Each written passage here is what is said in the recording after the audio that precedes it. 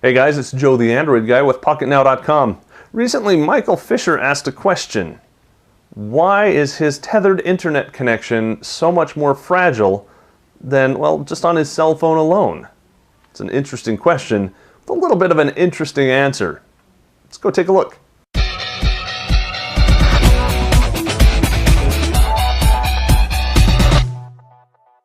So here's our scenario. You're riding a train. You've got your cell phone in your pocket and your tethering turned on.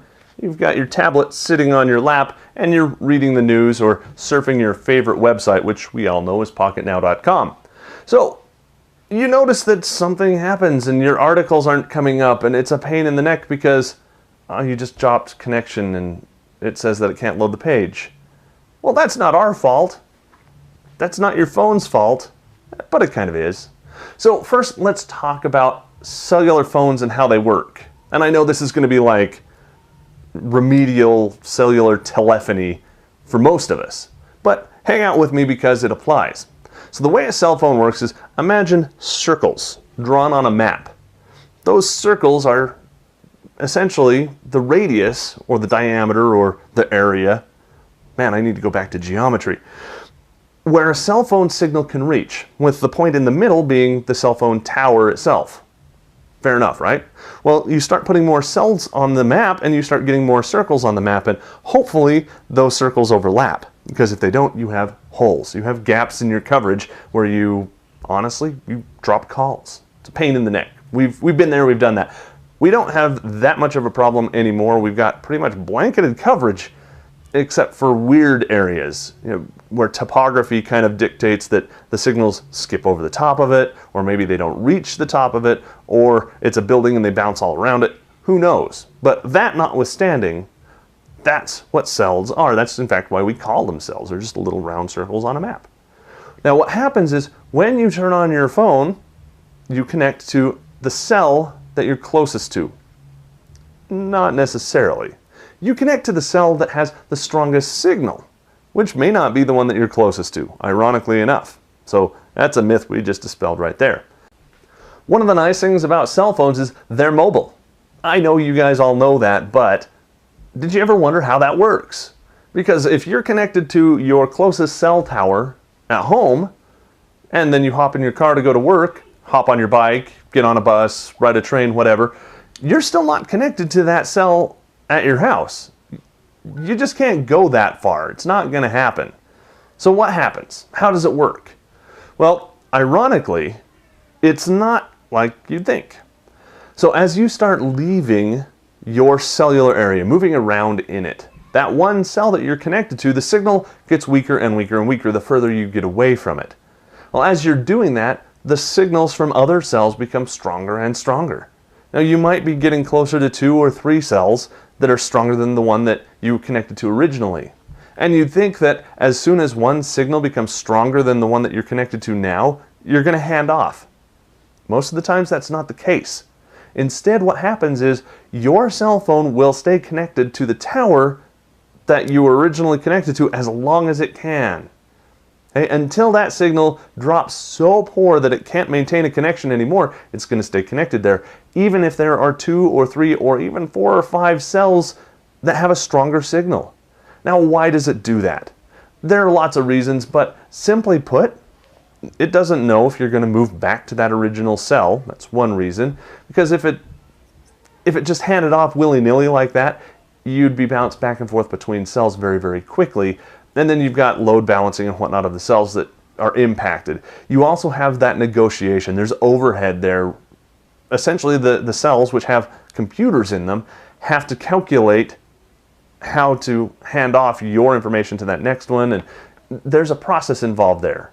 The more times that happens, the more processing power it takes, the more electricity it takes, the slower it is for everybody else, yada, yada, yada. So essentially those 2 reasons. You're going to stay connected to that weak signal until it's so weak that it can't handle you anymore. Here's a downside to that. First of all, your signal strength drops, so your data speeds drop. Really wasn't a big deal with voice phones, because voice is voice.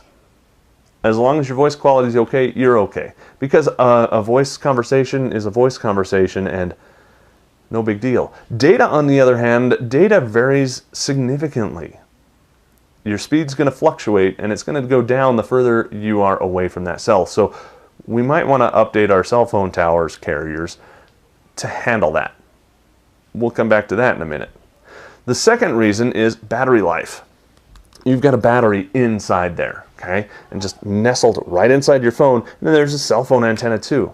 Well, the further away you are from that tower, the stronger the signal is that you have to send out, which takes more power, so that you can maintain that connection. That, of course, eats your battery faster. So every once in a while, if you find yourself in that situation, turn your phone off or go into airplane mode and come back up. That will help quite a bit. So now we know how cell signals hand off from one cell to another. And in normal activity, that's, not a problem. When we start getting on to faster and faster modes of transit, whether that's a vehicle, and of course, you're a passenger when you're using your phone in your car, right? You're not driving and using your phone. Sure hope not. There's your PSA for the day. PSA's public safety announcement. So, what about when you're on a train or a bus or, some other form of mass transit that goes kind of fast? Well, here's something interesting. As you're moving away from one cell and approaching another cell, again, that handoff doesn't happen until the original cell is so weak that it just doesn't work anymore. By that point, you may already be past the next greatest powerful cell.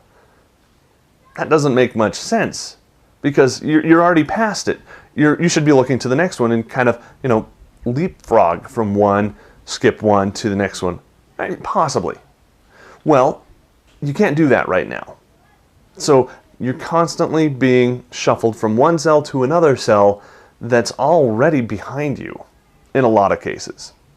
Now, here's the funny thing. We have the technology now that we could tell the cell phone tower, here's who I am, and here's where I'm going, and here's my speed. And that cell tower has the intelligence, potentially, to know, he's on the train. Therefore, I want to make sure that I'm passing him off to these cells in this sequence as this goes on. And it would help boost the signal for everybody. Now, we're not doing that right now. Why? Because it's going to require new protocols, both in the cellular radios and new bits, new processes inside the cells themselves. It's not being done. It really should be. But, what are you going to do? So in the meantime, that's what we have. That's okay though, because cell phones have this tolerance built into them. They know they're a cell phone, and they know that they should expect this kind of behavior, so they minimize that impact on us. So it's more transparent. We don't see it. That's where the fragility comes in. Okay, so back to our cell phone. Everything works great here, but as soon as you come over here, even though it's the same internet connection, things break. So why is that? First reason, you're adding another layer of complexity. You've got Wi-Fi to deal with now. You can have lots of other people on the train or on the bus or in the carpool lane next to you that all have their Wi-Fi bubbles on that are interfering with you. So now you've got Wi-Fi interference to consider. We're just going to skip past that because there's really nothing you can do about that. Changing channels and whatnot, but phones really don't have that power, that capability included in them. So what are you going to do? The next thing that we have, of course, is this doesn't know you're on cellular.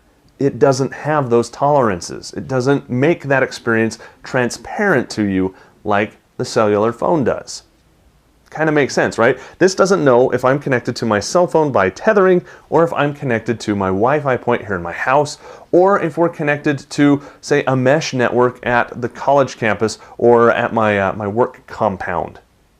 It doesn't know.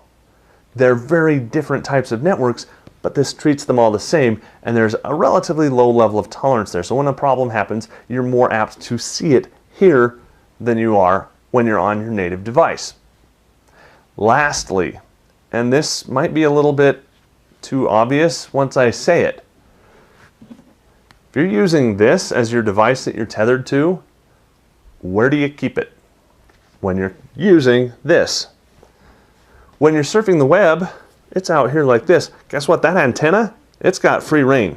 You've got a stronger signal right here when you're surfing the web on your phone.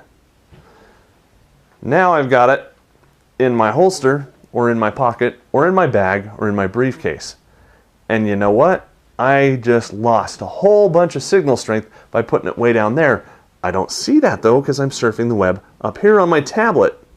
So if I were to take my phone, have it in my hand, and just kind of keep it out here like this and surf like this, I'd look really silly, but I'd probably have a better experience.